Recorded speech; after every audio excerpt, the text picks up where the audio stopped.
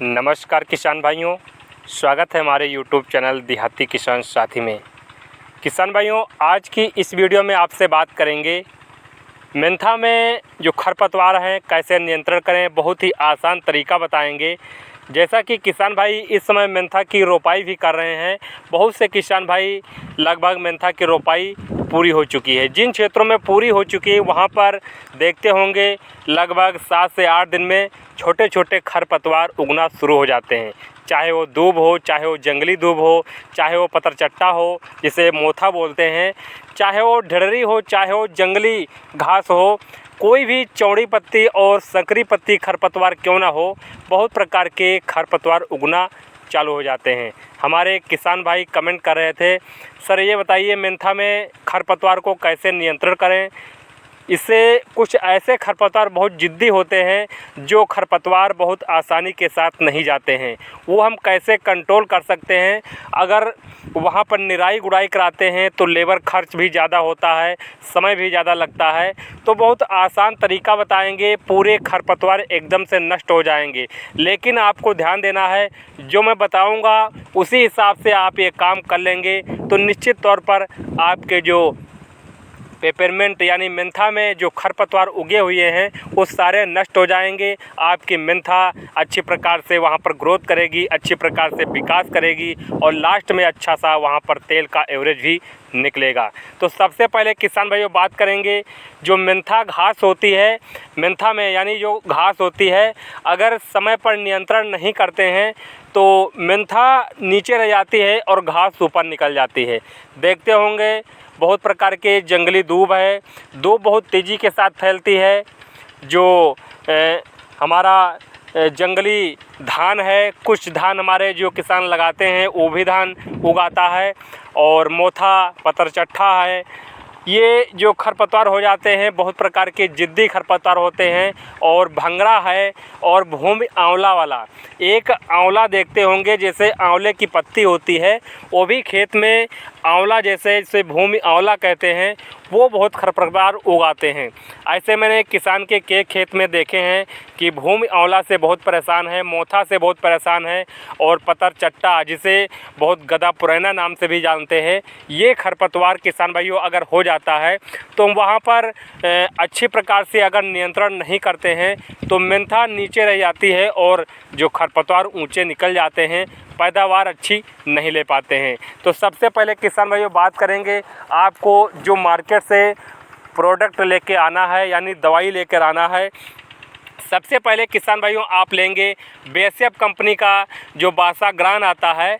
बेसेफ company का जो बासाग्रान आता है एक बहुत अच्छा खरपतवार नाशी जो हमारी दवा है, यह चौड़ी पत्ती वाले खरपतवारों को नियंत्रण करने में काफ़ी ज़्यादा मदद करता है।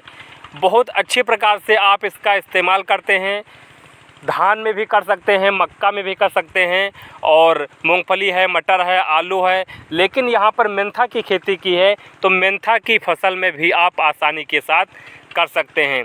हमारी देखते होंगे जो खरपतवार अगर ज़्यादा हो जाते हैं तो वहाँ पर मेंथा का पौधा अच्छे से विकास नहीं कर पाता है।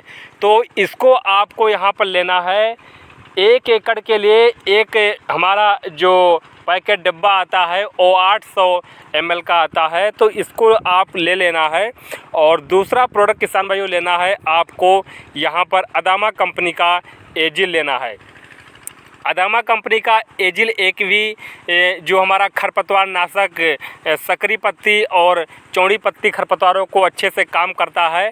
लेकिन करना क्या है किसान भाइयों, सबसे पहले हम बात करेंगे, आपको जो बेसेफ कंपनी का बासाग्रान है वो आपको अलग बाल्टी में घोल लेना है, और जो एजिल आपको लेना है 300 ml प्रति एकड़ के हिसाब से आपको एजिल लेना है। क्योंकि खरपतवार अगर छोटे हैं तो वहाँ पर 250 ml भी ले सकते हैं, अगर थोड़ा बड़े हो गए हैं तो 300 ml प्रति एकड़ के हिसाब से ले सकते हैं। मेंथा की फसल लगभग 10 से 12 दिन की हो चुकी हो उस समय आपको डालना है।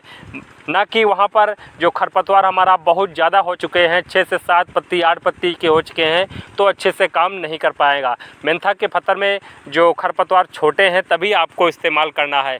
तो एजिल आपको अलग बाल्टी में घोलना है और जो बासाग्रा है वो अलग बाल्टी में घोलना है। लेकिन जब स्प्रे करने चल रहे हैं तो वो समय आपको मशीन में एक साथ डाल लेना है और पानी की मात्रा किसान भाइयों ज़्यादा से ज़्यादा आपको रखना है। 150 से 200 लीटर पानी के साथ आपको यहाँ पर स्प्रे करना है, तभी दवा अच्छे से काम करेगी। और लेकिन आपको ध्यान देना है कि खेत में पर्याप्त नमी होना चाहिए। अगर खेत में नमी नहीं है तो आप सिंचाई कर दीजिए, सिंचाई करके आप डाल सकते हैं।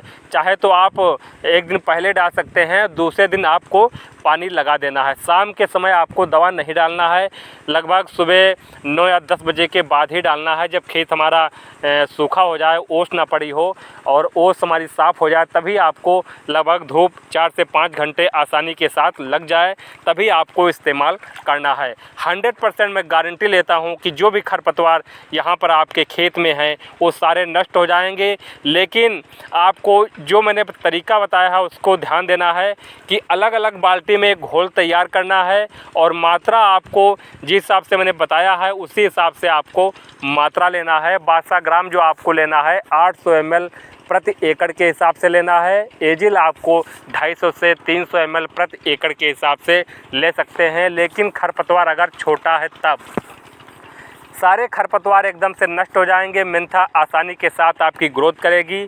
और जो आपने पहली यूरिया या पहली DAP उसमें आप डालने जा रहे हैं, बहुत किसान क्या करते हैं, हमारे क्षेत्र में भी करते हैं कि लगभग मेंथा रोपाई के लगभग 6 से 7 दिन या 1 हफ्ते के बाद मेंथा में ऊपर से DAP खाद डालते हैं, यूरिया खाद देते हैं। यूरिया तो सभी किसान ऊपर से देते हैं, लेकिन DAP कुछ क्षेत्रों में क्या होता है कि मिट्टी में वहाँ पर जब लाट जुताई करते हैं तो वहाँ पर दे देते हैं। लेकिन किसान क्या करते हैं, ऊपर से डालने का उनका मकसद है कि एक प्रकार से उसमें एक लेयर बन जाती है, एक हरी हरी टाइम में कई बन जाती है, कई बना लेता है, जिससे खरपतवार थोड़ा सा कम वहाँ पर उगते हैं। ऐसा तरीका किसान भाइयों हमारे क्षेत्र में वहाँ पर किसान ये कंडीशन अपनाते हैं जिससे खरपतवार कम उगते हैं।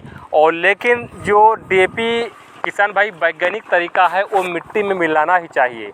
जब लास्ट जुताई कर रहे होते हैं उस समय आपको डाल देना चाहिए, जिससे एकदम मिट्टी में वहाँ पर गबड़ जाती है, एकदम से मिल जाती है, जिससे मिट्टी की जो उर्वरा शक्ति है मिट्टी की वो बढ़ जाती है, जिससे वहाँ पर अच्छी सी प्रकार की मिट्टी हमारी जब वहाँ पर फूली रहेगी, एक प्रकार की कठोर मिट्टी नहीं हो पाएगी, तो फसल हमारी अच्छी से ग्रोथ करेगी।